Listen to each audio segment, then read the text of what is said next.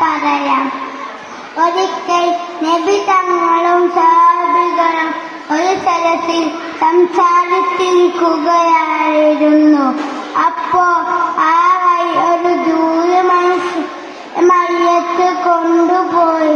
ഇത് കണ്ട് പ്രവാചകൻ എഴുന്നേറ്റ് നിന്നു.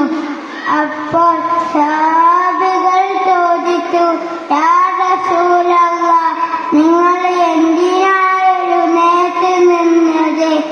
അതൊരു ദൂതമനുഷ്യന്റെ മയ്യത്തല്ലേ?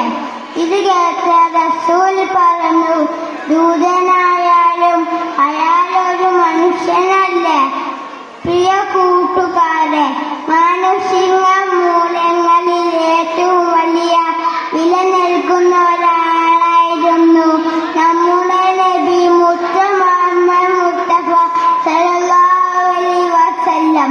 ഇത്രയും പറഞ്ഞ് ഞാൻ എന്റെ കൊച്ചുകഥ ഇവിടെ അവസാനിപ്പിക്കുന്നു.